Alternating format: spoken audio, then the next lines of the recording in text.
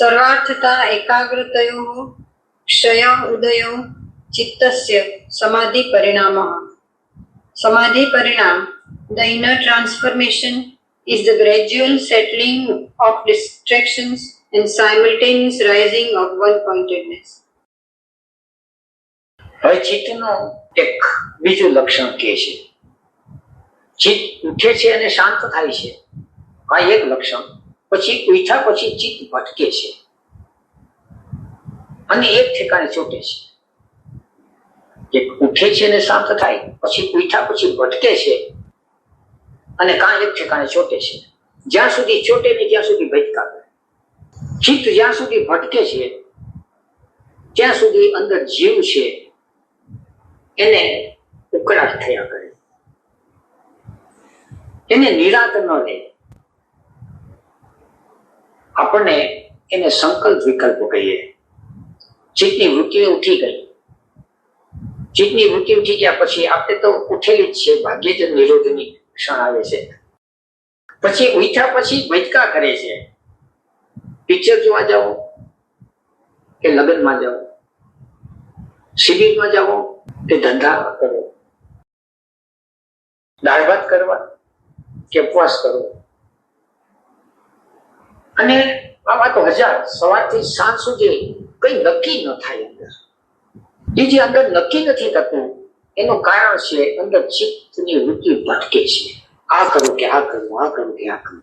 એટલે આપણે સામાન્ય રીતે વ્યવહારની અંદર કે ભાઈ જલ્દી એક નક્કી કરી નાખો ને તે વાત. કારણ કે હાલતા ચાલતા દરેક બાબતની અંદર ચિત્તની વૃત્તિ ભટકા કરે છે. ખાવા પીવાથી માંડી, ધંધો કરવાથી માંડી, લગ્ન કરવાથી માંડી, દરેક ઠેકાણે.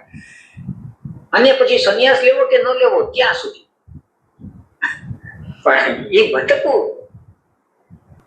અને ઘણી વાર તો એવું બને છે કે આપણી ચિત્તની વૃત્તિ જે ભટકે છે એનું સમાધાન આપણને નથી મળતું. એટલે તો આપણે કોઈ જ્યોતિષી આગળ જઈએ, કોઈ સદગુરુ આગળ જઈએ છીએ, કોઈ સિક્કો ઓલાડીએ છીએ.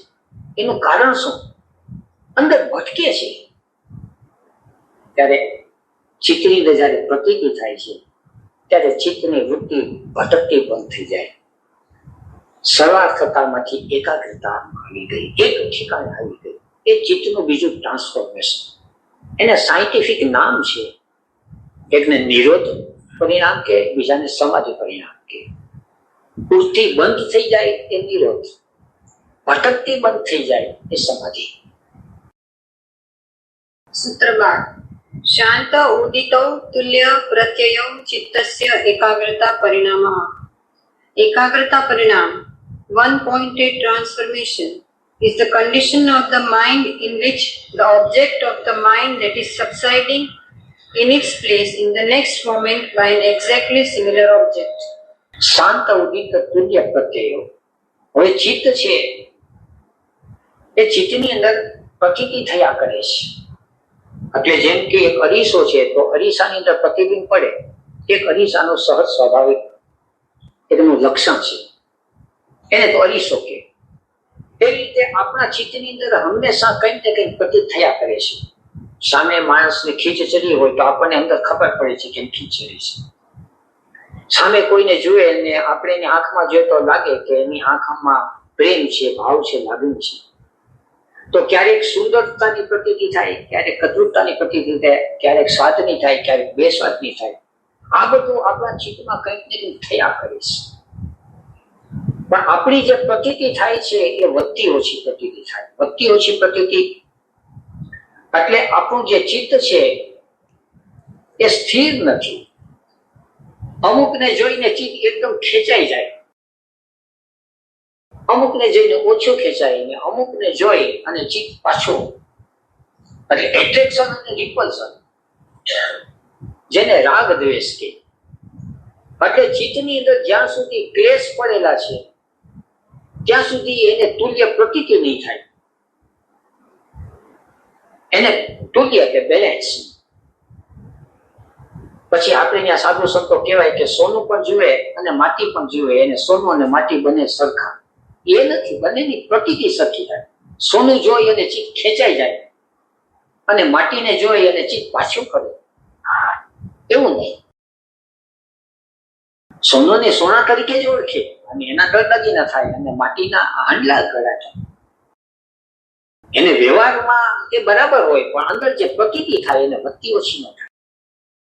પછી એની અંદર રાજા મહારાજા આવે તો એનો વ્યવહાર રાજા મહારાજા જેવો કરે, ભિખારી આવે તો વ્યવહાર ભિખારી જેવો કરે, પણ એના ચિત્તમાં બંનેની પ્રકૃતિ એક સરખી થાય.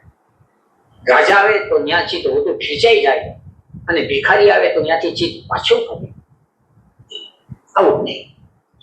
એટલે જયારે ચિત્તની અંદર એક સરખી પ્રકૃતિ થાય, એટ્રેક્શન અને રિપલ્શન, રાગ દ્વેષના દ્વેષ શાંત થઈ જાય, એ ચિત્તની જયારે અવસ્થા થાય એ ચિત્તનું ટ્રાન્સફોર્મેશન એકાગ્રતા કીધું. એટલે ચિત્તના 3 પ્રકારના ટ્રાન્સફોર્મેશન: નિરોધ, સમાધિ અને એકાગ્રતા. આવું જયારે ચિત્ત બની જાય પછી અંદર જાત જાતની વિભૂતિઓ, જાત જાતની સિદ્ધિઓ. પણ ચિત્તનું આ લક્ષણ છે એક મોટી સિદ્ધિ છે.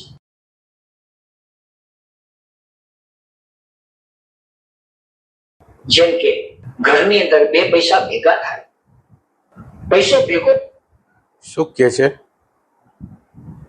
તુલ્ય. તુલ્ય શબ્દ શું કે? તુલ્ય ભગવાન કે જેની અંદર સમાનતા આવી ગઈ હોય, બહારથી વ્યવહારિક રીતે ભલે જુદું દેખાડે, આમ એને ખ્યાલ હોય કે ભાઈ સોનાનો ઉપયોગ એકચ્યુઅલી આ જ છે અને માટીનો ઉપયોગ એકચ્યુઅલી આ જ છે, પણ અંદરનું જે મૂલ્ય છે ને એની અંદર ઉતાર ચડાવ ન હોય.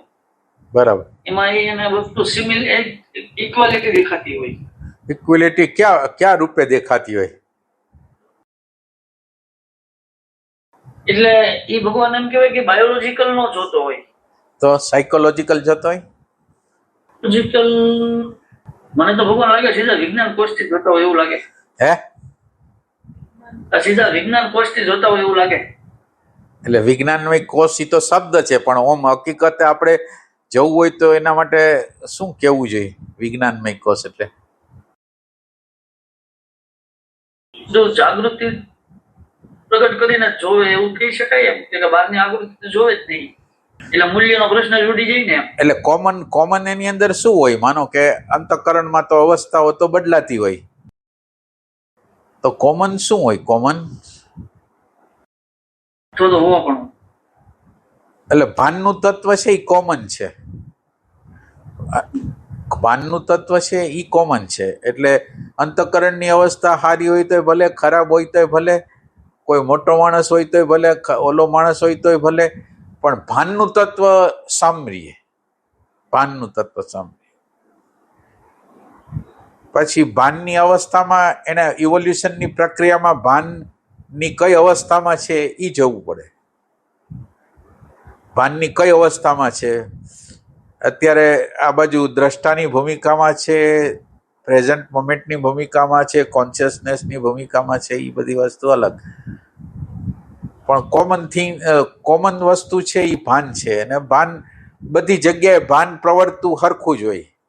સુખ થાય તોય ભાન, દુઃખ થાય તોય ભાન, અનુકૂળતા હોય તોય ભાન, પ્રતિકૂળતા હોય તો એક હરખી પ્રતીતિ. અને એની અંદર એને પછી એમ કીધું કે નિરોધ, સમાધિ અને એકાગ્રતાની વાત કરી. 3 વસ્તુ કીધી એમ ઈ ટાઈપની. અને અહીંયા એકાગ્રતા એક શબ્દ અલગ હતો, આપણે ત્યાં એક વખત કીધેલું છે. એકાગ્રતા શબ્દ એ જનરલ આપણે સમજી છે એવો નથી, એ સ્વરૂપ સ્થિતિને પ્રગટ કરતી વસ્તુ છે એમ એકાગ્રતા.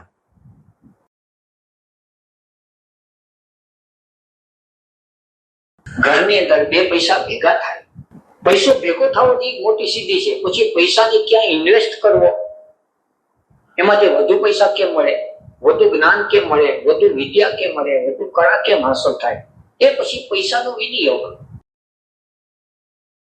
પછી પૈસાના માધ્યમ દ્વારા એ ખેતર ખરીદે, મકાન મિલકત ખરીદે, ફેક્ટરી ખરીદે, પણ પૈસો છે. એવી રીતે ભીતરની અંદર છે આ ચિત્તની ઉર્જા જો આ રીતે બની ગઈ, નિરોધ, સમાધિ અને એકાગ્રતા, એટલે એની પાસે જબરજસ્ત શક્તિ આવી ગઈ પોતાના ભીતરમાં. હવે કેટલી સેકન્ડ માટે, કેટલી મિનિટ માટે, અડધી મિનિટ માટે પણ નિરોધ થઈ જાય, એકાગ્ર થઈ જાય ને સમાધિ થઈ જાય તો એની મૂડી એટલી. 1 મિનિટ માટે થાય તો એટલી મૂડી, 5 મિનિટ માટે થાય તો એટલી મૂડી. આખી મૂડી છે એ આ ઠેકાણે પડી છે. શક્તિ છે, સિદ્ધિ છે, એ આ ઠેકાણે રહી છે. સૂત્ર 13 એતેન ભૂત ઇન્દ્રિયેષુ હા બોલો એલજીભાઈ ને કેવું છે? હા ભગવાન એમને એમ કીધું કે આ જે સાચી મૂડી છે એ આ જગ્યાએ પડી છે. એમ કે નિરોધની કેટલીક ક્ષણોની અંદર તમે છો, 1 મિનિટ છો તો એ પ્રકારે મૂડી, 2 મિનિટ છો તો એ પ્રકારે. ભગવાન એને આપણે કઈ રીતે સમજશું? એટલે મૂડી એટલે મૂડી એટલે એવું થાય કે આપણે આગળ ફિઝિકલ બોડી છે, ફિઝિકલ બોડી આપણને પૂરું આપ્યું છે, આપણું ઇમોશનલ બોડી, આપણું મેન્ટલ બોડી અને આપણું કોન્શિયસ બોડી નથી આપ્યું. એટલે હવે તમે જેમ જાગૃતિ રાખતા જાઓ એમ પેલું પ્રાણમય બોડી બને, ઇમોશનલ બોડી બને, મેન્ટલ બોડી બને અને છેલ્લે કોન્શિયસ એટલે દ્રષ્ટા સાક્ષીનું તત્વ બને. એ ટાઈપે કહેવા માંગે છે, એ ટાઈપે. એટલે મેટર એક જ છે, અવેરનેસનું તત્વ છે મેટર. અને ઈ મેટર છે ઈ જ આખું. એટલે તમે 1 સેકન્ડ રહ્યો કે 5 મિનિટ રહ્યો, મેટર એક જ છે. એ રીતે મેટર અલગ નહીં જાગૃતિનું. એક આ કદાચ એવો અર્થ થતો છે બીજો કે માનો કે જયારે આપણે નિરોધની ક્ષણમાં હોઈએ એટલે માનો કે એ સમયની અંદર કોઈ બીજો શબ્દ વિચાર કે કઈ વસ્તુ નથી અને ઉચ્ચ કેન્દ્ર સાથે જોડાણ થઈ ગયું છે, તો જયારે જાગૃતિઓના એટલે અવેરનેસ ના અમુક વસ્તુ આપણી અંદર ઉતરતી હોય એવું લાગે તો એ વાત છે, એ અલગ છે. ફરીથી બોલો તો ફરીથી. આપણે માનો કે અવધાનના પ્રયોગો કરતા હોઈએ ત્યારે આપણે અમુક ક્ષણ હોય 1 મિનિટ, 1.5 મિનિટ, 2 મિનિટ, જેની જેવી કેપેસિટી, તો ત્યારે ભગવાન મને એમ છે અવેરનેસ ઉતરે છે એ વાત કરે છે કે એ જુદી વસ્તુ થઈ જાય? ના, એટલે અવેરનેસ છે ને, અવેરનેસ બે બાજુ કામ કરે. અવેરનેસ આ બાજુ પ્રકૃતિની બાજુથી મૂલ્ય ખેંચવાનું કામ કરે, ઓની હારે જોડાવાનું કામ કરે. બે વસ્તુ, ઓમાંથી મૂલ્ય કાપી નાખે, આમાં જોડાઈ જાય. એટલે આનું જ શાંતિનું, પ્રેમનું મૂલ્ય છે, એને લીધે ઓમાંથી વેલ્યુ ઘટતી જાય. હવે એની અંદર તમને શાંત અવસ્થા આવે, આનંદની અવસ્થા આવે, એ મહત્વનું નથી. પણ તમે અવેરનેસમાંથી કોન્શિયસનેસ તરફ, એટલે અવેરનેસનું વિસર્જન કરવા તરફ જાઓ છો કે અવેરનેસને હંમેશા રાખો છો? અવેરનેસ છે એ કોન્શિયસનેસની અંદર વિસર્જન થવું જોઈએ.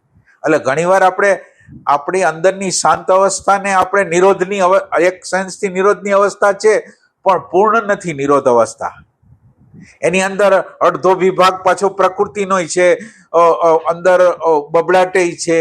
એટલે આપણે બેગ જાતા કોન્શિયસનેસ લગીને જવાનું છે. તો પછી એટલે કોઈ જગ્યાએ રૂકાવટ કરવાની નથી, એમ કહેવાનો તાત્પર્ય એમ છે. જ્યાં લગીન કોઈ અનુભૂતિ કરનાર છે ત્યાં લગીન અધૂરું છે, એમ એ ટાઈપની વસ્તુ. એટલે હવે આમાં કઈ તમારે એટલે ભગવાન એમાં હજી થોડું હા બોલો. એમ કે તમે કીધું કે એક તો ચરેવેતી છે, આમાં ઉભું રહેવાનું કે છે જ નહીં, અને કે સંતોષ તો માનવાનો જ નથી જ્યાં સુધી આપણે સુપ્રીમ વસ્તુને ન પામીએ ત્યાં સુધી, અને સંતોષ તો પામવાનો નથી. અને બીજી ભગવાન એક વસ્તુ એવી થશે કે માનો કે પ્રેઝન્ટ મોમેન્ટ છે અથવા તો વર્તમાનનો સઘન અભ્યાસ છે, એનાથી જે બોડી આપણને નથી અને આપણે મહેનત કરીને બનાવવાના છે. એક બાયોલોજીકલ તો મા બાપ તરફથી અને કુદરત તરફથી મળ્યું છે, પછી એ સિવાયના હવે મનોમય કોષ છે, પછી અન્નમય પેલા છે અને વિજ્ઞાનમય છે, એ આપણે હવે ડેવલપ કરવાના છે. એક વાત એવી થઈ. તો ભગવાન એનાથી સામે પાકની વસ્તુ કે જેની અંદર થોડા ડેવલપ થતા હોય, અને કોઈ એવી વસ્તુ ખરી કે ભગવાન આપણે કેમ ગર્ભપાત થાય એવી રીતે એ બોડીનો પણ પાત થતો હોય, એવા કઈ વસ્તુ ભગવાન? ગર્ભપાત એટલે ગર્ભનું નીકળી જવું થાય. હા, એટલે નેગેટિવિટી આવે, નેગેટિવિટી જેટલા અંશમાં આવે એટલા અંશમાં ગર્ભપાત જ સમજવાનો. આ જાગૃતિનો અભ્યાસ કરી છે ને અચાનક રીતે કોઈ ઉપર ગુસ્સો આવી ગયો, કોઈ ઉપર આમ દ્વેષ આવી ગયો, તો એ ગર્ભપાતની પ્રક્રિયા થઈ જાય. તો એટલે આ તો બહુ ધ્યાન રાખવાનું છે, નેગેટિવિટી ના આવે એનું તો બહુ ધ્યાન રાખવાનું ત્યારે. એટલે જેમ ગર્ભવાળી સ્ત્રી હોય એને કેટલી બધી કેર કરવાની હોય, એમ આ એક પ્રકારનો ગર્ભ છે આત્માનો, આની બહુ કેર કરવી પડે એમ, તો જ બંધાઈ દે એમ, એ રીતે. એટલે આની અંદર સ્પેસિફિક ચિહ્નો ખરા કે આ બોડી બનતું હોય તો આ પ્રકારના અનુભવ હા આનો આ થાય? હા હા ચોક્કસ.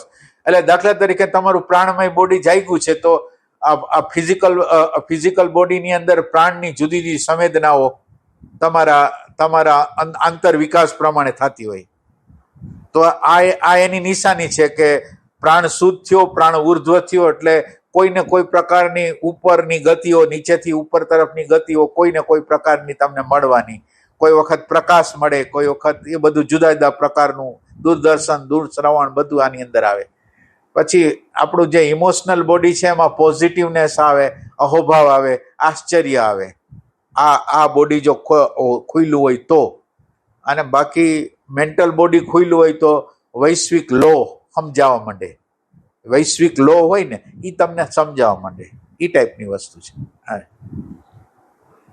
એટલે પ્રકૃતિના જુદા જુદા નિયમો તમારી સામે ખુલવા માંડે, પ્રકૃતિના નિયમો ખુલવા માંડે. પ્રકૃતિને તમે જેમ જેમ જોતા જાઓ, તમે માનો કે પ્રકૃતિને જોવો છો અને પ્રકૃતિમાં તમે જોવો છો કે આમાં તો હાવ સાદો માણસ, આવું કરતા હાવ હલકામાં હલકો માણસ હોય એની સત્સંગ મળે છે, તો ઊંચો માણસ હોય એની સત્સંગ મળે છે, તો બધાને કુદરત તો સમાન રીતે લે છે. એવું નથી જોતો કે આ કોઈ હાયર છે એટલે એને સત્સંગ મળે ને લોઅર છે એને સત્સંગ ન મળે. એ લોઅરને સત્સંગમાં નાખી દે અને પાછો લોઅરને સત્સંગમાં નાખીને ઓનો ટેસ્ટ કરી લે, એટલે કેટલી બધી ખૂબી છે. તો એ તમને જુદા જુદા નિયમ, એટલે કુદરતની કૃપા દેખાય, એના નિયમો દેખાય, એ કેવી રીતે કામ કરે છે એ તમને ખ્યાલ આવે. એ રીતે જુદા જુદા ઘણા નિયમો હોય છે. બોડી બન્યા પછી બીજું, બીજા પછી ત્રીજું, હા. એમ બને કે બધા પેરેલલ ધીમે ધીમે ચાલુ થઈ જાય? ના, પેલું પ્રાણમય બોડે, પછી ઇમોશનલ બને, એટલે ઓમક્રમ છે, ઓમક્રમ છે. એટલે પેલાનો પરિપાક હરખો થવો જોઈએ, એટલે એમાં આગળ થોડુંક વયું જાય. પેલું તમે કરતા હોય એમાં થોડુંક ઇમોશન પર કામ લાગે, પણ ખોલવું જોઈએ પેલું આ, પછી એટલે એની અસરો આવે, પછી ઓની અંદર આવે, ઇમોશનલ બોડીની અંદર એની અસરો આવે, એટલે એમ ચાલતું હોય. પાછું એવું નહીં કે એમ ન ચાલતું હોય, ત્રણેયમાં ચાલી શકે, નાના સ્કેલમાં, એ રીતે. પછી ભગવાન એક વાત આના સંદર્ભમાં મને આવે છે કે એવું થતું હોય ખરા કે અમુક સમય એવું હોય કે જ્યારે અંદર પોઝિટિવિટી રહેતી હોય, વર્તમાન ક્ષણ રહેતું હોય, ત્યારે કાયદાની સમજ થતી હોય એવું લાગતું હોય, અને વળી પાછો થોડોક સમય એવો આવે કે જેમાં આ બધી વસ્તુ વહી જાય. હા, ના, એટલે આ પ્રકારનું. હા, એટલે એની અંદર શરૂઆતની અંદર જે આવે ને, શરૂઆતની અંદર તમારા પ્રેઝન્ટ મોમેન્ટ છે ને એ બધું આ સમજવા માંડે.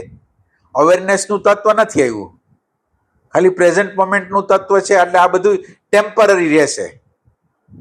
એટલે તમને જે જીવનની સમજ આવશે એમાં દર્શનનો વિભાગ ઓછો છે, એટલે પ્રેઝન્ટ મોમેન્ટ છે એ એક પ્રકારનું દર્શન છે, પણ દર્શન જે પ્રેઝન્ટ મોમેન્ટ જે દર્શન કરે છે એ આંશિક કરી શકે, એટલે એની અંદર અણુ પરમાણુ ચોટેલા છે, હજી પ્રકૃતિના બીજા અણુ પરમાણુ એને ચોટેલા છે. એટલે તમારો શું પ્રશ્ન હતો? મારો પ્રશ્ન એમ હતો ભગવાન કે આમાં એવો ક્રમ હોય ખરા કે ના, એટલે એટલે એ સમજી ગયો, એટલે એ સમજ છે ને એ ટેમ્પરરી સમજ છે. માનો કે એ વખતે તો તમારી આગળ થોડોક શુદ્ધ સત્વગુણ છે, એટલે સત્વગુણ છે એ બધું કંટ્રોલિંગ કરી લે બધું બરાબર, પણ હજી દર્શનની ભૂમિકા બાકી છે. એટલે એક પ્રકારનું નાનકડું દર્શન છે પ્રેઝન્ટ મોમેન્ટ થ્રુ, પણ હજી અવેરનેસનું તત્વ દાખલ નથી થયું. એટલે આ બધી વસ્તુ આવશે, થોડી વાર એવું લાગશે કે છે મારી અંદર આ બધી વસ્તુ છે, પછી વહી જશે. એટલે એ અત્યારે ટેમ્પરરી છે, હજી દર્શનની ભૂમિકા એ નથી, પણ એ છતાંય એનો યુઝ જીવનની અંદર થઈ રહ્યો છે, કે જેની અંદર તમે કંઈક અંશે કુદરતના કાયદા સમજો છો, પણ હજી કાયદા દર્શનની ભૂમિકા એ નથી સમજતા, પ્રેઝન્ટ મોમેન્ટની ભૂમિકા એ સમજો છો. હજી એનાથી થોડુંક લોઅર ડાયમેન્શન છે એમ, એ રીતે. આમાં કઈ પ્રશ્ન હોય તો કોઈને? નહીં, બસ. અને એક વસ્તુ આની અંદર એમ સમજવાની છે કે નિરોધની અવસ્થાની અંદર અનુભવ કરનાર જ્યાં લગીન હોય ને, નિરોધની અવસ્થા એટલે મૌન તો પ્રગટ થશે, શાંતિ તો પ્રગટ થશે, આનંદ તો પ્રગટ થશે, પણ એને હાવ સંપૂર્ણ શબ્દ વગરની જગ્યાએ જવાનું છે, એ લક્ષ્ય રાખવાનું છે. નકર શું થાય, અધૂરી અવસ્થાને આપણે પૂર્ણ અવસ્થા કહેવા માંગીએ, એ ટાઈપની વસ્તુ. અનુભવ કરનાર જ્યાં લગીન છે, અને એ સિવાય તમને દેખાવું જોઈએ, એટલે તમારી સૂક્ષ્મથી સૂક્ષ્મ વસ્તુ તમને દેખાવી જોઈએ. આ મહત્વનો મુદ્દો એવું છે કે તમારી અંદર કોઈ પણ પ્રકારની વૃત્તિ કોઈ પણ પ્રકારની ઉઠે છે તો તમે એનાથી વાકેફ છો. ભ્રમણાના પ્રદેશમાં નથી હોતા. એટલે પેલી વસ્તુ તો તમે પ્રકૃતિને યથા યોગ્ય રીતે પેલા જોવાની ક્ષમતા આવવી જોઈએ. તમારી અંદર જે પ્રકૃતિ પડેલી છે એને એમ કે જસ્ટિફાઈ નહીં કરવાની, એને વધારે પડતું નહીં કરવાનું, એ ટાઈપની તટસ્થતા જોઈ છે.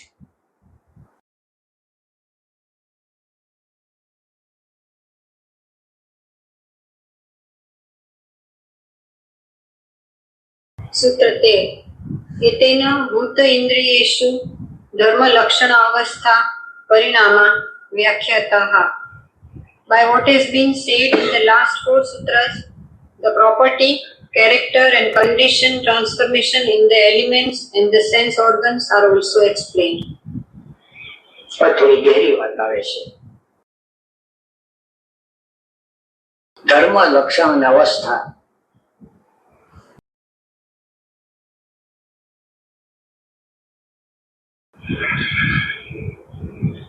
પંચ મહાભૂત, 5 ઇન્દ્રિયો, 5 વિષયો, એ બધાના ધર્મ છે, બધાના લક્ષણ છે અને બધાની અવસ્થા છે, અને સતત પરિવર્તન થવું, ચેન્જ થવું, એનું નામ પરિણામ. એટલે માટીનો એક ધર્મ છે, તેનું એક લક્ષણ છે અને એની એક અવસ્થા છે. હવે માટીમાંથી ઘડો બની ગયો તો ઘડાનો એક ધર્મ છે, ઘડાનું એક લક્ષણ છે, ઘડાની એક અવસ્થા છે. એ ઘડો ફૂટી ગયો એટલે એનો ધર્મ બદલી ગયો, લક્ષણ બદલી ગયો, અવસ્થા બદલી ગઈ. એ રીતે પાણી છે તો પાણીનો ધર્મ છે, એનું લક્ષણ છે, એની અવસ્થા છે. આ બધો આખો પ્રકૃતિનો આખો જે ખેલ છે એ આ 3 ઉપર છે. એ સતત પરિવર્તન થયા કરે છે. એવી જ રીતે આપણું જે ચિત્ત છે, એ અત્યારે આપણું ચિત્ત છે એ પણ ચેન્જ થઈ જાય છે. આ તો બધું જે આપણું શરીર છે, એકવાર શરીર ઘોડિયામાં હિંચકતું હતું ત્યારે એનો ધર્મ જુદો હતો, એના લક્ષણ જુદા હતા અને એની અવસ્થા જુદી હતી.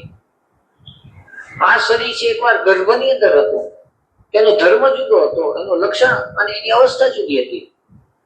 હવે આ શરીર છે એ વૃદ્ધ થઈ જાય, એનો ધર્મ બદલી જાય, લક્ષણ બદલી જાય, અવસ્થા બદલી જાય. તો શરીર, ઇન્દ્રિયો, મન એ બધાનો ધર્મ લક્ષણ અવસ્થા બદલે છે. એવી રીતે ચિત્તની પણ ધર્મ લક્ષણ અવસ્થા બદલે છે. એને કહી દીધી. અત્યારે જે આપણું ચિત્ત છે સતત વિચાર કરે છે, હાલતા ચાલતા મન થાય. જ્યારે એને બદલી જાય છે ત્યારે સતત જ ધીરે ધીરે એ નિરોધને, થોડી વાર થાય ત્યાં નિરોધમાં ચાલ્યું જાય, થોડી વાર થાય ત્યાં સમાધિમાં ચાલ્યું જાય, થોડી વાર થાય ત્યાં એકાગ્રતામાં ચાલ્યું જાય. ચિત્તની અવસ્થા બદલી જાય છે, ચિત્તનું પરિણામ બદલી જાય છે. અત્યારે આપણું જે ચિત્ત છે અને આ લોકોનું જે ચિત્ત છે, એનલાઇટન જે લોકો થયા છે, એ બંનેનું ચિત્ત બદલી ગયું છે, રૂપાંતર પામી ગયું છે. सूत्र 14 शांत उदित अव्यपदेश्य धर्मानुपाति धर्मी, whether be latent, active or unmanifest, all properties inherent in the substratum. શાંત ઉદિત વ્યપ્યદેશ્ય ધર્માનુપાતિ ધર્મી, આ બધા સૂત્રો એક ઘેરા છે. એટલે માટીનો ઘડો થયો, ઘડાના ઠીકરા થયા, ઠીકરાની પાછી માટી થાય, પણ બધાની અંદર એક તત્વ છે સમાન રૂપે રહે છે. જેમ કે આ શરીર છે, તમારું શરીર છે, મારું શરીર છે, એ પંચમહાભૂતમાંથી ઊભું થયો પછી એ સ્મશાનમાં જઈને બાળી આવશે, વળી પાછું બીજું શરીર ધારણ કરશે, વળી પાછું બાળી આવશે. અંદર કોઈ એક તત્વ છે કે સતત સમાનપણે વિહરા કરે છે. એ તત્વને ધર્મી કે. ધર્મીની ઉપર જુદા જુદા ધર્મો છે એ ચર્યા કરે છે, જુદા જુદા લક્ષણો, જુદી જુદી અવસ્થાઓ પ્રગટ થયા કરે છે. એ તત્વો કહીએ. ધર્મી અત્યારે આ બધા શરીર છે, આ શરીરની અંદર પણ ધર્મી ધર્મી શું કીધું? ધર્મી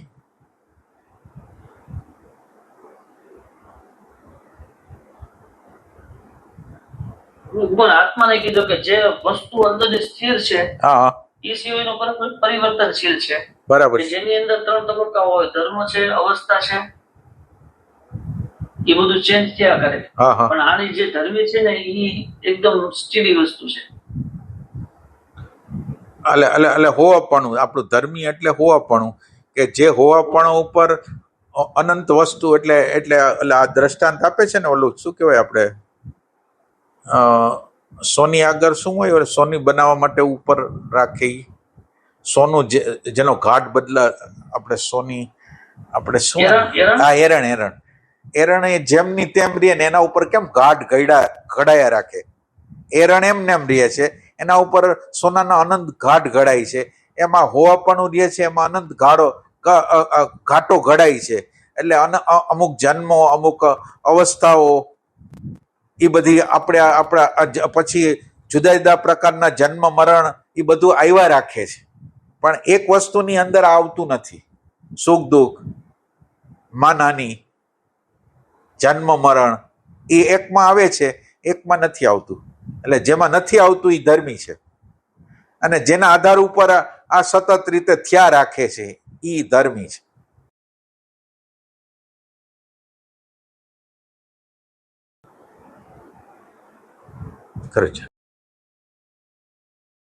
અત્યારે આ બધા શરીર છે, આ શરીરની અંદર પણ કેને બચપણ જોયું, કેને જવાનીને જોયું, કેને દુઃખ જોયું, કેને સુખ જોયું, અંદર કંઈક છે કે જેના પર આ બધું થઈ રહ્યું છે.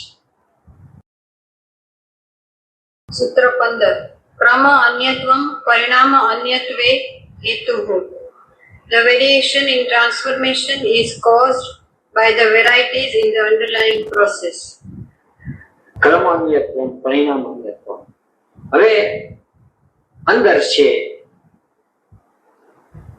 ચિત્તના પ્રદેશની અંદર ઉતરતો જાય ત્યારે જોતું જાય કે આ બધાનું કારણ શું.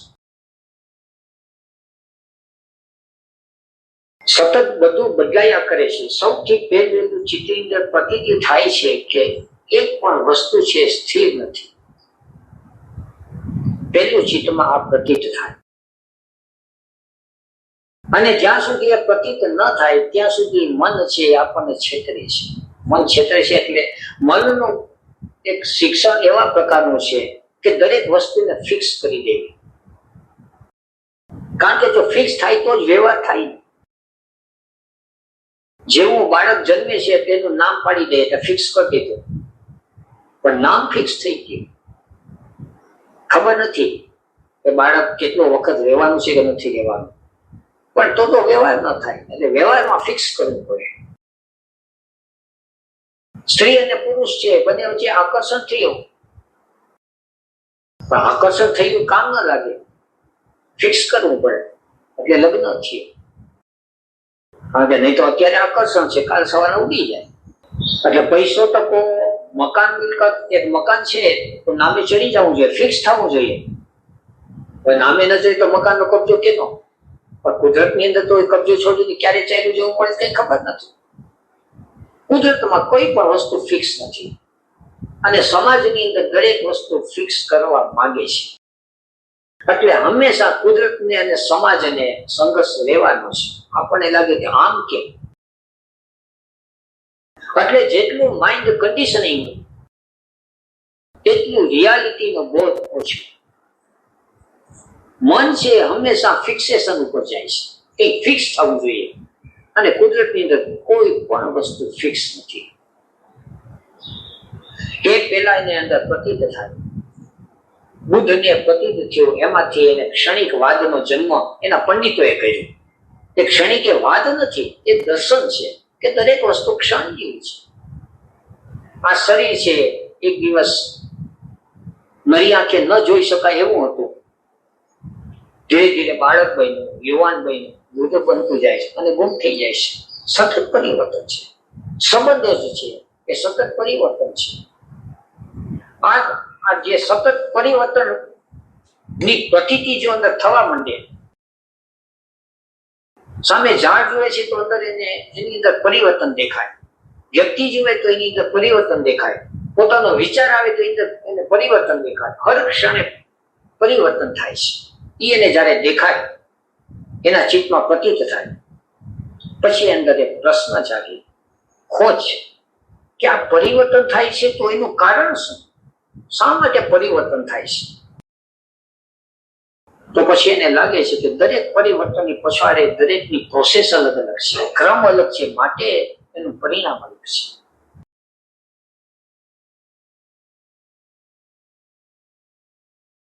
એક ઠેકાણે ખાતર નાખ્યું એટલે બીજે ઠેકાણે ખાતર નાખ્યું, તો એક ઠેકાણે ખાતર નાખ્યું તો એમાંથી ફૂલ ઉગે છે, અને બીજે ઠેકાણે નાખ્યું તો એમાંથી ડુંડા ને અનાજ થાય છે. તો ખાતર તો એક જ ઠેકાણે ખેતરમાં નાખ્યું, પણ એક ઠેકાણે પ્રોસેસ છૂટી થાય, બીજે ઠેકાણે છૂટી થાય છે. અનાજ થયું તો અનાજ છે પશુ પક્ષી ચડી જાય તો જુદા ક્રમમાં ચાલ્યું ગયું, જમીનમાં ચાલ્યું જાય તો જુદા ક્રમમાં ચાલી જાય, જીવ જંતુ તણી જાય.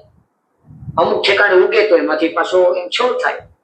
માણસના પેટમાં જાય અનાજ તો એમાંથી લોહી બને, અને જાગૃત ચેતનાના પેટમાં જાય અનાજ તેમાંથી અવેરનેસ, ભાવ અને પ્રેમ અને જાગૃતિ બની. અનાજ તો એનું ગયું, પણ કયા ક્રમમાં ગઈ? એટલે જે ક્રમની અંદર જાય. શું કે છે? છે કે સેમ વસ્તુ હોવા છતાં એના પરિણામો જુદા જુદા આવે છે. પછી એને એક અનાજનું ઉદાહરણ આપીને કીધું કે જો અનાજનો દાણાને ઉગાડવામાં આવે તો એનો ક્રમ જુદો, એનું પરિણામ જુદું. પછી કોઈ વ્યક્તિ ખાય તો એમાંથી લોહી બને તો એનું પરિણામ જુદું આવ્યું. પછી પક્ષી ચણી જાય તો એક વાત જુદી થઈ જાય. જ્ઞાની પુરુષ જો એને આરોગ્ય તો પાછી એક વાત જુદી, એમાંથી કરુણા બને, જાગૃતિ બને. તો સેમ ટુ સેમ વસ્તુ છે, પણ બહારના જે આખા પરિબળો છે એની પર કેવી રીતે અસર કરે છે? અંદરના પરિબળો અસર કરે, બહારના અંદરનું મિકેનિઝમ છે. માનો કે પક્ષીએ ખાધું તો એક અલગ, માનવે ખાધું તો એક અલગ, તો ઈ પછી જાગૃત વ્યક્તિ ખાય ઈ અલગ, બે જાગૃત વ્યક્તિ ખાય અલગ. એટલે અંદરનું મિકેનિઝમ ઉપર એનો આધાર છે ને, અંદરનું મિકેનિઝમ કેવી રીતે તૈયાર થયું છે એ પ્રમાણે એનું પરિવર્તન થાય છે. અને એને એક મુખ્ય મુદ્દો એ કીધો કે પરિવર્તનશીલતાને જોવી જોઈએ.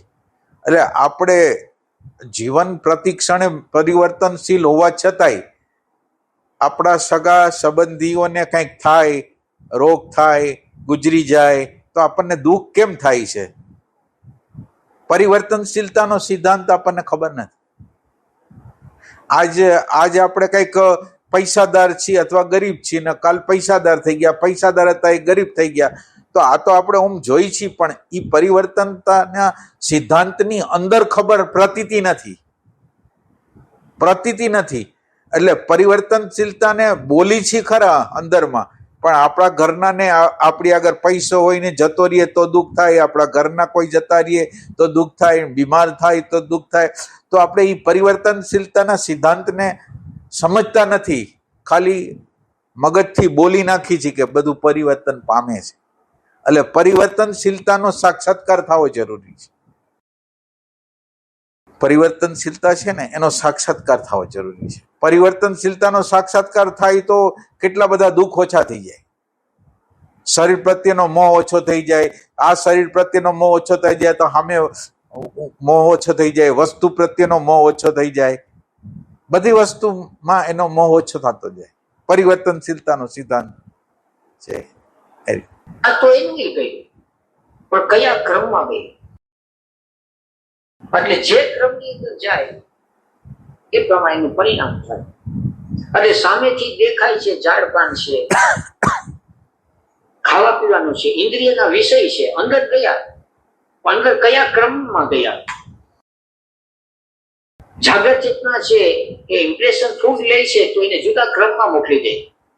એક ઝાડને જોઈ, એક સૌંદર્યને જોઈ અને અંદર સમાધિ લાગી જાય, અને આપણે ઝાડને જોઈએ, સૌંદર્યને જોઈએ અને ઉપાધિ થાય. હવે આનું શું કરવું, કઈ રીતે કરવું, વિચાર આવવા માંડે. ક્રમ બદલી ગયો, પરિણામ બદલી ગયું.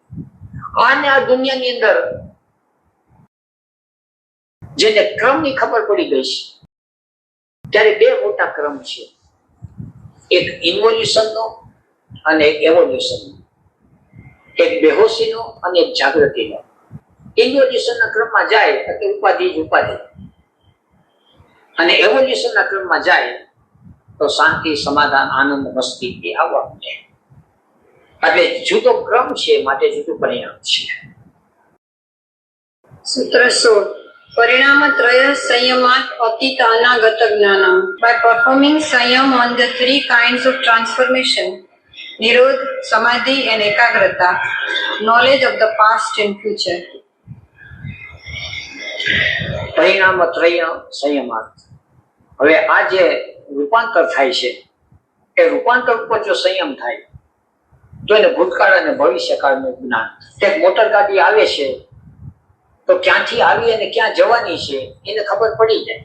અત્યારે આપણું શરીર છે તો ક્યાંથી આવ્યું અને ક્યાં જવાનું છે, એટલે એને ભૂતકાળ અને ભવિષ્યકાળનું એ ચિત્તમાં જેવું પ્રતીત થવા માંડે એટલે એને ત્રણેય કાળ છે.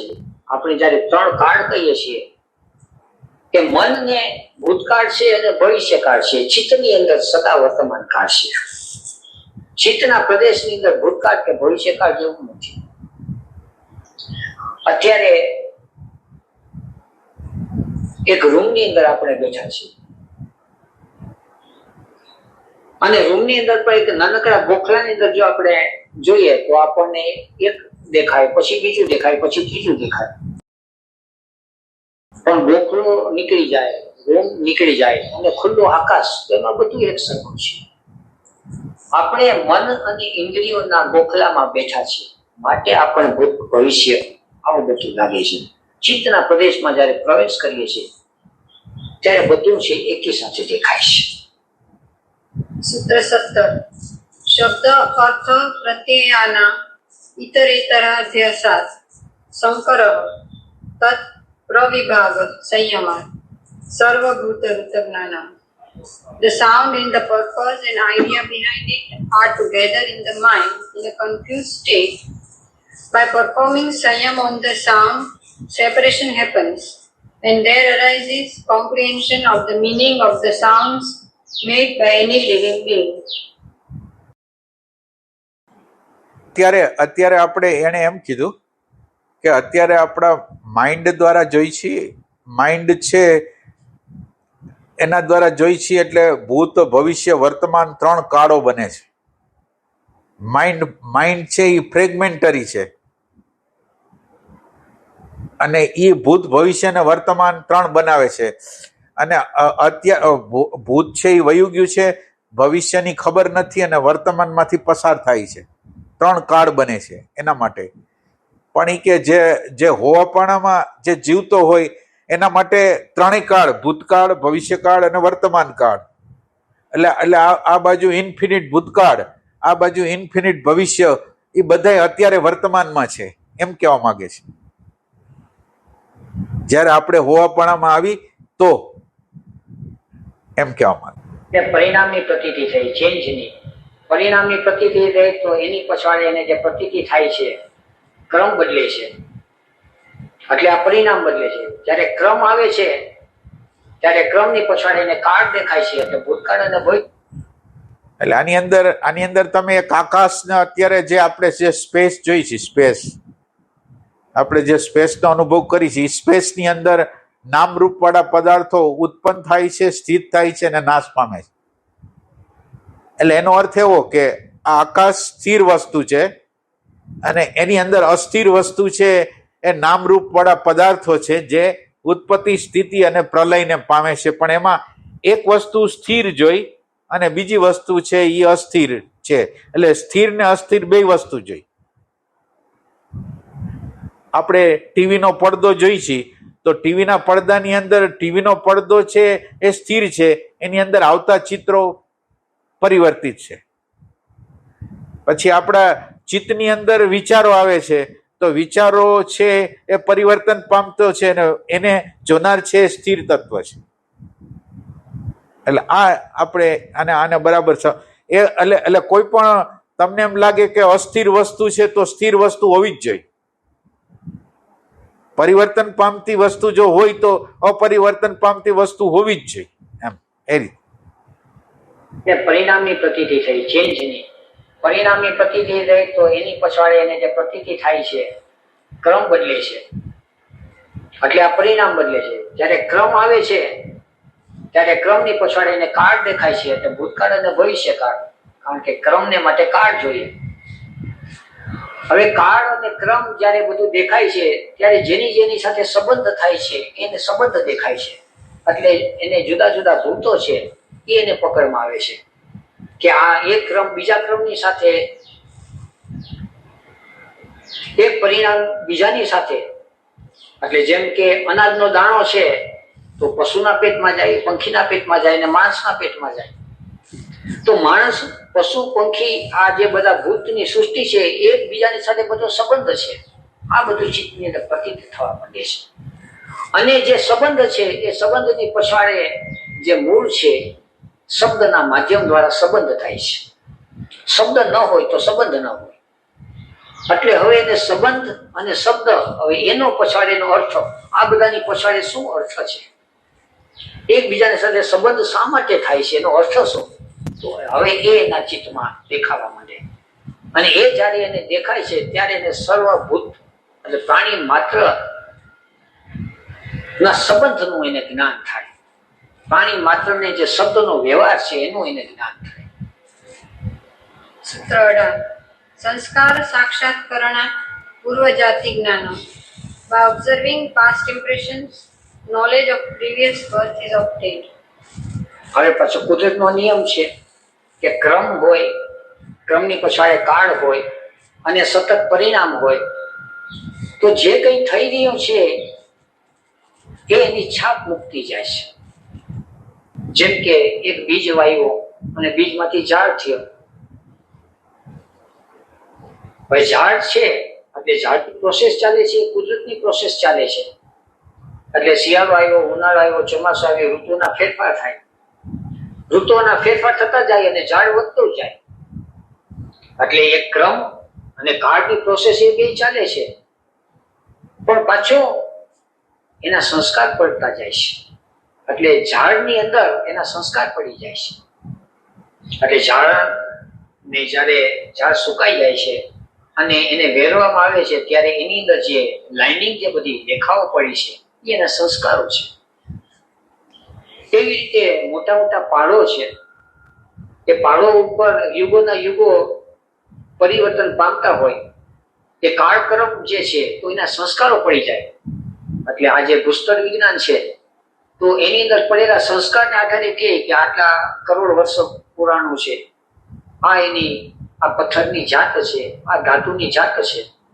એવી રીતે આપણા બધાના ભીતરમાં જે પડેલો જીવ છે એ પણ કઈ અનુભવ લેતો આવ્યો છે. આ સંસ્કારમાં સમજ્યા, સંસ્કાર પડે છે, વૃક્ષમાં સંસ્કાર પડે છે, પર્વત ઉપર સંસ્કાર પડે છે, બધી જગ્યાએ સંસ્કારો પડે છે. એના દ્વારા પછી આ લોકોને ખબર પડે છે કે આ ઝાડ આટલા વર્ષનું છે, આ પર્વત આટલા 1000 વર્ષનો કે આટલા 100 વર્ષનો છે, એ બધી ખબર પડે છે. અને એ બહારના જગતમાં છે, એ જ અંદરના જગતમાં છે. આપણી અંદર પણ અમુક પ્રકારના સંસ્કારો અંદર પડે છે. એ ટાઈપની વસ્તુ કહેવા માંગે છે.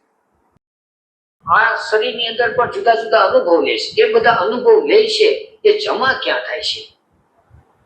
ત્યારે આ જ શરીરમાં અનુભવ લીધો કે છે બીજા આગલા, તો એ બધા જે જમા જે થાય છે એનું નામ સંસ્કાર. હવે ચિત્તમાં જ્યારે સંસ્કાર આપણને દેખાવા માંડે, પ્રતીત થાય, તો પછી જીવ છે એ કઈ જાતિમાંથી આવ્યો છે અને ક્યાં જવાનો છે એ હવે દેખાવા માંડે.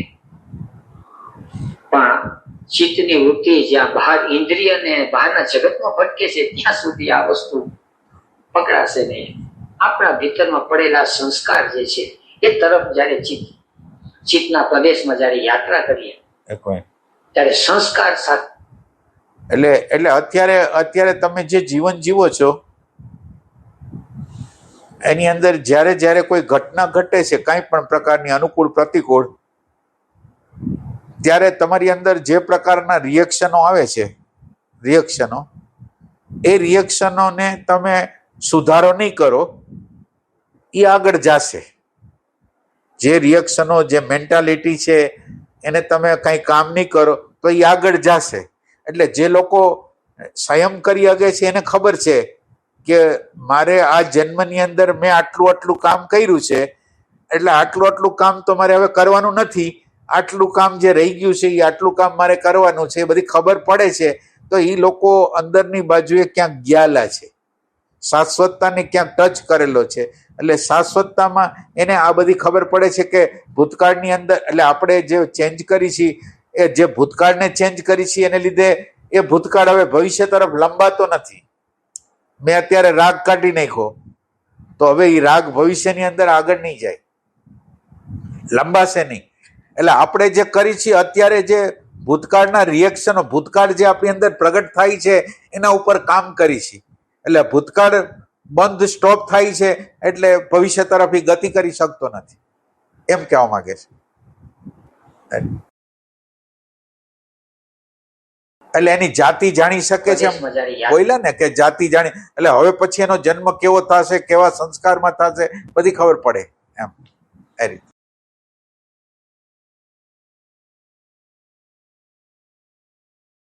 ચિત્તના પ્રદેશમાં જયારે યાત્રા કરીએ ત્યારે સંસ્કાર સાક્ષાત્કરણ પૂર્વજાતિ. સૂત્ર 19 પ્રત્યયસ્ય પરચિત જ્ઞાનમ. Through Sanyam, the image occupying another's mind can be known. Sutra 20 न च तत्सालंबनम तस्य अविषयी भूतत्वात्. But perception through Sanyam does not bring knowledge of the mental factors that support the image of another's mind, for that is not the object of Sanyam. હવે ચિત્તની અંદર સંસ્કાર છે તો એની સાથે હવે એને ખ્યાલ આવે કે આ એક જ ચિત્તમાં સંસ્કાર પડે છે એવું નહીં, બીજાના ચિત્તમાં સંસ્કાર પડે છે, ત્રીજાના ચિત્તમાં સંસ્કાર પડે છે. કારણ કે ચિત્ત જ્યાં છે ત્યાં બધા સંસ્કાર પડવાના છે અને ચિત્ત એકબીજાની સાથે સંબંધમાં છે. તો કયાના ચિત્તમાં કયા સંસ્કાર પડ્યા છે તો કેના ચિત્તની સાથે કેવો સંબંધ રાખવો કે ન રાખવો. તો હવે એને માટે હવે પોતે ભીતર ઉતરે. જ્યારે પોતાના ભીતરની અંદર કોઈ ઈચ્છા નથી, કોઈ વાસના નથી, એવી જયારે સ્થિતિ થાય ત્યારે એના ચિત્તની અંદર અમુક પ્રતીતિ થાય. તો એ જે પ્રતીતિ થાય છે એ બીજાના ચિત્તમાં પડેલા સંસ્કારની પ્રતીતિ થાય. એટલે હવે એને બીજાના ચિત્તનું જ્ઞાન.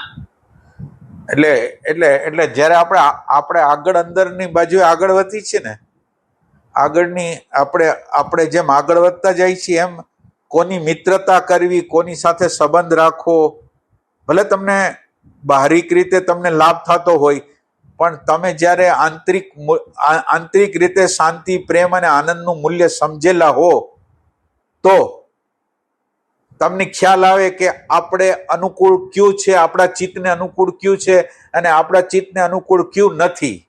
આજ આપણે જેની હારે મિત્રતા કરવાના છીએ એ કાલે એક પ્રશ્ન ઊભો કરવાના છે.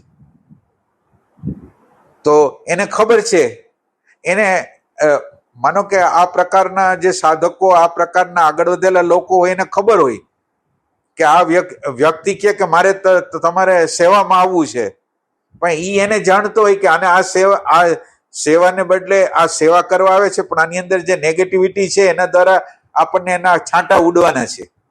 તો આપણે એ છાંટા ન ઉડાડવા હોય તો આપણે એનાથી આઘારીએ તો એ તમને એના ચિત્તનું જ્ઞાન થાય છે. આપણે અત્યારે તો જે કોઈ રિલેશન છે એમાં આપણે વયા જાય છે, જે મિત્ર મળ્યો, જે સાધકો મળ્યા એની હારે સંબંધોમાં, પણ અંદર એક આપણી અંદર એવું મેગ્નેટિક સેન્ટર છે કે જેને ખબર પડે કે આપણને આ લાયક નથી. એ ટાઈપની વાત કરે.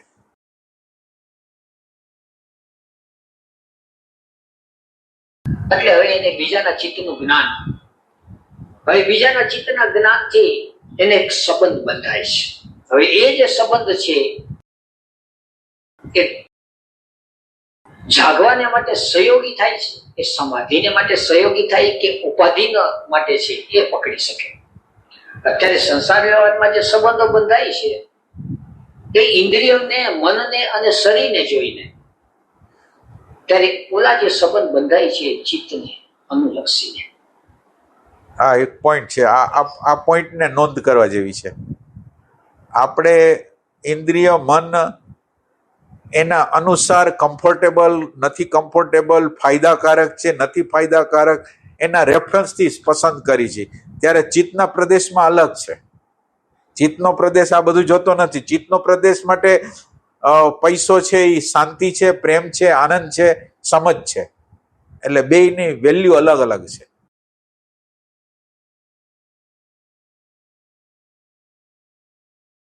સૂત્ર 21.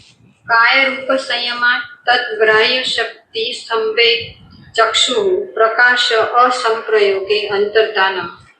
By performing Sayam on the form of the body to suspend receptive power, the contact between the eye of an observer and the light from the body is broken and the body becomes invisible. This principle explains the disappearance of sound. હવે ચિત્તના પ્રદેશ રૂપાંતરને જોયું, કાળનો ક્રમ જોયો, સંસ્કારો જોયા, પછી એ ચિત્ત છે એનો પ્રદેશ છે એ જુદા જુદા શરીરની અંદર જુદી જુદી કાયામાં કેટલો ફેલાયેલો છે, હવે એની પકડમાં આવે છે. એટલે ચિત્ત છે એ ફિઝિકલ બોડી સુધી આવે છે, etheric body, astral body, mental body, causal body, spiritual body. આ ચિત્તનો આખો એક. હવે ચિત્ત છે એ જુદા જુદા શરીરની સાથે જોડાયેલું છે અને ચિત્તની સાથે મન છે એ પડછાયાને જેમ, પડછાયો છે હંમેશા ભ્રમણા છે. ચિત્ત છે એ વાસ્તવિકતા છે. એટલે આ ભૌતિક શરીર છે સામે આંખ જુએ છે અને આંખ જેવું જુએ એનું ચિત્તમાં પ્રતીત થાય. જેમ કે ડંકા પડ્યા અને પેટમાં ભૂખ લાગે, તો ભૂખ લાગે છે એ મનની અંદર કે ડંકા પડ્યા એટલે ખાવા જાય કે ચિત્તની અંદર એની પ્રતીતિ થાય છે કે પેટમાં તાપ થાય છે. એટલે જ્યારે જ્યારે ચિત્તમાં પ્રતીતિ થાય, બહારના શરીરની ચિત્તમાં શું પ્રતીતિ થાય છે. પછી એવી જ ભૌતિક શરીર છે, એવી જ રીતે અંદરનું ઇથરિક બોડી છે, એવી રીતે અંદર એસ્ટ્રલ અને મેન્ટલ બોડી છે. અંદર એક પ્રેમ અને લાગણી જન્મી તો ચિત્તમાં એનું પ્રતીતિ થાય છે કે મનને કારણે કે આ મારા છોકરા છે એટલે કંઈક ભાવ જાગે, આ મારું મકાન છે એટલે કંઈક ભાવ જાગે. એટલે મનને કારણે જે કંઈ થાય છે એ બધી ભ્રમણા છે. ચિત્તની અંદર જે પ્રતીતિ થાય છે એ વાસ્તવિકતા છે. એટલે જેમ જેમ પછી એ પોતે પોતાના કાયાના રૂપ, ચિત્ત જેની અંદર રમે છે, કાયા, એ કાયાનું પોતાનું એક રૂપ છે, ફોર્મ છે, જેની અંદર ક્લેશ છે, સંસ્કાર છે, જેની અંદર ડિઝાયર છે, વાસનાઓ છે, જેની અંદર જુદી જુદી પ્રતીતિઓ થાય છે, એ બધું જે ચિત્તનું આખું સ્વરૂપ છે, એના ઉપર જેમ જેમ એ સંયમ કરતો જાય એમ ધીરે ધીરે ધીરે ધીરે પોતે અંતર્ધાન થતો જાય. એટલે એની અવસ્થા છે એ અંદર ને અંદર આવતી જાય છે. આટલે સુધી અંતર્ધ્યાન થતો જાય એટલે શું? અંતર્ધ્યાન એ કઈ ખબર છે? શું અંતર ધ્યાન એટલે ભગવાન એવું કીધું કે આપણે સવારે ચર્ચા થઈ હતી એક વાર કે જયારે કોઈ ઓબ્જેક્ટ ને જોવે છે આંખ, એટલે આંખ તો ખાલી એનું સાધન છે પણ જોવે છે ચિત્ત જ તે. પછી એનું કોઈ એક નાનું એવું ફોર્મ લઈને જયારે પાછું આવે છે અને પછી એની બધી પ્રોસેસ થાય છે ને એમાંથી જે આખું વ્યુત્થાન ઉત્પન્ન થાય છે એ ન થાય અને એ પ્રકાશ કટ થઈ જાય અને જે જગ્યાએ સ્વરૂપમાં સ્થિત થઈ જાય, દ્રષ્ટા પોતાનામાં સ્થિત થઈ જાય, એને કહેવાય અંતર ધ્યાન. એટલે એને આપણે આવી રીતે અંતર ધ્યાન કરવા માટે એટલે આપણે એને આવી રીતે કીધું હતું સ્થૂલ બોડી.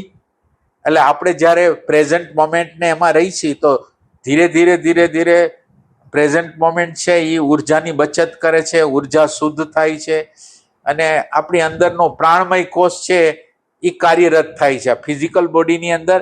એટલે આપણને એનર્જીની જુદી જુદી પ્રકારની ફ્રીક્વન્સીઓનો અનુભવ આપણા બોડીની અંદર થાય છે. એટલે હવે આપણે શું કરી છીએ? હવે જો આ બોડીના પ્રાણમય બોડીની અનુભૂતિ થાય તો આપણો એક પરસેપ્શન બદલાઈ જાય. એટલે હવે દાખલા તરીકે જ્યારે વ્યક્તિને જોઈશી ને ત્યારે વ્યક્તિને જોતા નથી, એટલે આકૃતિને જોતા નથી. આકૃતિની અંદર જે ઉર્જા છે એ ઉર્જાને જોઈને એનું મૂલ્યાંકન કરીશ. પેલા બોડીને જોઈને મૂલ્યાંકન કરતા હતા, હવે પ્રાણ એની અંદર જે પ્રાણ કાર્યરત છે એને જોઈને મૂલ્યાંકન કરી છે. એટલે હવે આપણને બોડીની પાછળ બોડી અંતર ધ્યાન થઈ ગયું અને પ્રાણ છે એ દેખાવા માંડ્યો. સમજાય છે? અને આ પ્રાણમાંથી થોડાક તમે આગળ જાઓ તો આપણું ઇમોશનલ બોડી બને. તો માનો કે કોઈનું પ્રાણ શરીર પેલા પ્રતીતિ થતી હતી, હવે પ્રાણ શરીર નહીં, પ્રાણ શરીરની પારની વસ્તુ જે છે એની મેન્ટાલિટી, એના ભાવો, એ પછી આપણે જોઈ કે આ ભલે આકૃતિ ભલે રહી, પ્રાણ ભલે રહ્યો, પણ એના ભાવની અંદર કેવા ફ્લક્ચ્યુએશનો છે, એની અંદર પોઝિટિવનેસ કેવી છે. તો એ આપણે હવે આપણે એનો બોડી નહીં જોઈ, એનો પ્રાણ નહીં જોઈ, હવે એના ભાવની સ્થિરતા, પોઝિટિવનેસ કેટલી, અહોભાવ કેટલો, આશ્ચર્ય કેટલું. તો હવે આપણે ઓલા બે બોડીને ઓવરકમ કરીને ત્રીજું બોડી જોવા માંડ્યા. એટલે ઓલું અત્તર ધ્યાન થઈ ગયું. આપણા માટે મહત્વની વસ્તુ હવે આપણે જ્યારે રિલેશન બનાવશું તો રિલેશનમાં આની કેર કરશું. ફિઝિકલ બોડી નથી મહત્વનું, નથી પ્રાણમય બોડી મહત્વનું, હવે જે ભાવ શરીર છે એ આપણા માટે મહત્વનું છે. એટલે આકૃતિ હારી હોય, બહારથી વ્યવહાર બરાબર કરતો હોય, પણ આપણે એને રિજેક્ટ કરશું. આપણે એમ થાય કે એની અંદરનું જે ભાવ શરીર છે એ બરાબર નથી. એટલે આપણે હવે જોઈશી એ ભાવ શરીરને જોઈશી. એ ટાઈપનું હવે બરાબર સમજી લેજો ત્યારે રિયલ સેન્સમાં. એટલે એક સમય એવો આવશે કે ફિઝિકલ બોડી તમને દેખાતું હશે, પણ ફિઝિકલ બોડીની અંદર તમને એની મેન્ટાલિટી, એમ કે આ ફિઝિકલ બોડી ગમે એવું સારું હોય, નરસું હોય, પણ એની અંદર પ્રગટ શું થવાનું છે? તો એ કે મેન્ટાલિટી. તો હવે તમે એની મેન્ટાલિટીને જોશો કે ફિઝિકલ બોડીને જોશો? ફિઝિકલ બોડી સરસ છે, અંદર નેગેટિવિટી છે, અંદર રેઝિસ્ટન્સ છે, અંદર આક્રમણ છે, તો તમે શું સિલેક્ટ કરશો? એમ અંદરની કેસેટ દેખાવા મળશે. વધારે આગળ જાશો તો શરીર છે, શરીર તો હાલી ન અગે, ચાલી ન અગે, બોલી ન અગે એવું તમને લાગે. અંદરના જે હોવાપણું ન હોય તો આ તો હાવ કરતા હાવ ખટારા મોટર જેવું છે, સાયકલ જેવું છે એવું તમને. એટલે જેટલું જ્ઞાન તમારું હોય એ પ્રમાણે એની પ્રતીતિઓ થાય એ ટાઈપ. સરસ. આમાં કઈ તમારે પ્રશ્ન હોય તો કયો. આમાં કઈ હોય નહીં. ભગવાન જે પ્રાણ શરીરની જે વાત કરી બનવાની, હા, તો ભગવાન આ જે સ્થૂળ પદાર્થમાંથી બને છે, પણ અંદર કેવી રીતે દાખલ થાય, અંદર કેવી રીતે વર્ક કરે ભગવાન? શું બનવાનું પ્રાણ શરીર જે બનવાનું વર્ક છે કેવી રીતે થાય ભગવાન? એટલે પ્રાણમય બોડી તો આપણી અંદર હોય જ. આપણી અંદર પ્રાણમય બોડી, એટલે આપણે અત્યારે તમે કોઈ પણ મેસેજ, શબ્દ, સ્પર્શ, રૂપ, રસ, ગંધ, બધા મેસેજો જાય છે વાઇબ્રેશનના. એટલે ચિત્તનો આખો પ્રદેશ છે એ વાઇબ્રેશનમય જ છે. એટલે એની અંદર પ્રાણ છે, ભાવ છે, બધી વસ્તુ છે એની અંદર. એટલે આ બધા મેસેજો, શબ્દ, સ્પર્શ, રૂપ, રસ, એના મેસેજો કેવી રીતે જાય છે? આપણને ભૂખની, તરસની, નિંદ્રાની ખબર કેવી રીતે પડે છે? મેસેજ જાય છે બધાય. પ્રાણ શરીર દ્વારા મેસેજો જાય છે અને મેસેજો દ્વારા, એટલે પ્રાણ આ ફિઝિકલ શરીરની પાછળ પ્રાણમય બોડી છે જ, એને આપણે ઓરા બોડી કહી છીએ. એના પછી ના બોલો વાંધો. એટલે ભગવાન દાખલા તરીકે કોઈક આપણે જાગૃત વ્યક્તિને મળીએ તો દૂરથી મળીએ તો આપણને ખબર પડે કે આની કઈક ઓરા એટલી ફેલાયેલી છે, આપણને આમ ટચ થાય. તો એ અલગથી ડેવલપ થયેલું છે ને આ સામાન્ય પ્રાણમય બોડી છે, ઓલું વધારે ડેવલપ થઈ ગયેલું છે? ના, એટલે ક્રમિક રીતે જ બધાનો વિકાસ તો ક્રમિક રીતે થયો હોય ને. માનો કે એને સાધના કરી હોય ત્યારે પેલા પ્રાણમય કોષ, પછી આપણો આપણો મનોમય કોષ, પછી આપણો વિજ્ઞાનમય કોષ, એમ ધીરે ધીરે ડેવલપ થયું હોય ને એનું, અને પછી આનંદમય કોષ ને એને બિયોન્ડ જાય, પણ થયું હોય તો ક્રમિક રીતે થયું હોય ને, અને એની અસર હોય તમને દેખાય. માનો કે તમારું પ્રાણમય બોડી એક્ટિવ થયું છે, એટલે તમારી જેવી હાજરી થાય એટલે મને બીજા લોકોને એની એક્ટિવિટીની ખબર પડે કે આનું પ્રાણમય બોડી આવી રીતે કામ કરે છે. એટલે ઓમ આંખ દ્વારા તો એ અનુભવાતું નથી, આંખ દ્વારા તો જોઈ શકતા નથી પ્રાણમય બોડી, પણ આપણે એક આપણે અદ્રશ્ય જગતમાં પ્રવેશ કર્યો કે દેખાતું નથી, અથવા તોય પ્રતીતિમાં તો આવે છે. એટલે આ પ્રાણમય બોડી અત્યારે નોર્મલ હોય, અત્યારે આ પ્રાણમય બોડી હાવ નોર્મલ હોય, એટલે એટલું બધું ન હોય. એટલે આની અંદર યોગની અંદર આના વિભાગો કર્યા છે કે તમે સાધના કરો તો તમારું પ્રાણમય બોડી ક્યાં લગીને જાય, તમારું એસ્ટ્રલ બોડી ક્યાં લગીને જાય, તમારું મેન્ટલ બોડી ક્યાં લગીને જાય, એ બધા એના કેલ્ક્યુલેશનો એની લોકો આગળ છે. એટલે એનો ક્રમ છે. એટલે અત્યારનું પ્રાણમય બોડી નોર્મલ વ્યવહાર કરી શકે એટલું જ હોય. પછી જેમ જેમ વધતું જાય એટલે શું થાય, એટલે કેટલી બધી ઉર્જા અત્યારે આપણા પ્રાણમય બોડી છે, એ જેટલી ઉર્જા બને છે એટલી બધી વાપરી નાખે છે મેન્ટલમાં ને એમાં. તો હવે તમે જ્યારે વર્તમાન ક્ષણમાં રહ્યો છો ત્યારે તમારી વ્યર્થ વિચારો, વ્યર્થ વાતો, વ્યર્થ વ્યવહારો અને વ્યર્થ સંબંધોમાં જવું, બધું ધીરે ધીરે વિચારોનું નેગેટિવ પણ અટકી જવું, એ બધી વસ્તુ થાય છે. એટલે તમારો પ્રાણ છે, તમારી એનર્જી બચે છે, અને એનર્જી બચે છે, શુદ્ધ થાય છે, એટલે ઉર્ધ્વ થાય છે આપણી અંદર. એ ટાઈપની વસ્તુ છે. એટલે એ પ્રાણમય બોડી અલગ રીતે બને, એમ એ ટાઈપની વસ્તુ. એટલે આમાં હજી હોય તો હજી પ્રશ્ન કરી નાખો, વાંધો નહીં, હજી આમાં ન સમજાતું હોય. પછી ભગવાન જયારે ઉદ્ધવ થયા ગતિ, ત્યારે બીજા શરીર બનવાના હોય, સહસ્ત્રારમાંથી ઉર્જા બહાર જાય પછી બોડી બનતા હશે ભગવાન? આ તો હું અનુમાન કરું છું, મને ખબર. એટલે કેવી રીતે પ્રશ્ન આમ હરખી રીતે સ્પષ્ટ કરો એટલે હું તમને જવાબ આપું. હા, દાખલા તરીકે જયારે આપણે હું ધ્યાનમાં બેસું છું ત્યારે સહસ્ત્રારમાં એનર્જી જતી હોય ભગવાન, એટલે મને એમ થાય કે હવે ત્યાંથી પછી આગળનો વિકાસ થતો હશે. ના, એટલે એમાં એવું નથી. એટલે સહસ્ત્ર દળમાં અત્યારે એનર્જી જાય છે, પણ તમ બને કે તમે સ્વાધિષ્ઠાન કે મણિપુરની જગ્યાએ રોકાઈ ગયા હો. અત્યારે તમને સેન્સેશન ભલે ન્યા થાય, પણ આપણા એક ચક્રો છે, એટલે પેલું ફિઝિકલ બોડીનું ચક્ર છે, ફિઝિકલ. બીજું છે લોઅર પ્રકારની નેગેટિવિટી, એટલે ભાવ શરીર છે. ત્રીજું શરીર છે એ નેગેટિવ થોટ છે. હવે આ વસ્તુમાં ટ્રાન્સફોર્મ જેમ થતું જાય આપણા નેગેટિવ ને, હવે આ બધા નેગેટિવ છે. હવે તમે પ્રેઝન્ટ મોમેન્ટ રહ્યો છો કે એ રહ્યો છો, એ શું કરે છે, ધીરે ધીરે નેગેટિવિટીને વાકેફ થાય છે, એના હારે તાદાત્મ્ય નથી કરતા, અને ધીરે ધીરે આ એટેન્શન અવેરનેસની અંદર કન્વર્ટ થઈ જાય છે, અને હાયર હારે કનેક્શન થઈ જાય. એની અંદર જે શું કહેવાય, પ્રેમ, કરુણા, એ બધી વસ્તુ આવે છે, અને એ નીચેના લોઅર સેન્ટરો હાયરની ઉર્જામાં, હવે હાયરનો જે થિંકિંગ છે, હાયરનું જે ઇમોશનલ છે, એ હવે એને ગાઈડલાઈન આપે છે, એટલે એને ઉર્જા આપે છે. એટલે હવે એ નેગેટિવને બદલે એ પોઝિટિવ થોટ કરવા માંડે, પોઝિટિવ જવા માંડે. એટલે આખી પ્રોસેસ ઓને અડવાની પ્રોસેસ છે, અને પછી ઓલાનું જ્ઞાન છે એ આની અંદર ઉતરવાનું છે, લોઅર ઇમોશન, લોઅર ઇન્ટેલેક્ચ્યુઅલની અંદર, એમ એ રીતે. એટલે આની અંદર હજી પ્રશ્ન કરવો હોય તો કરી લ્યો.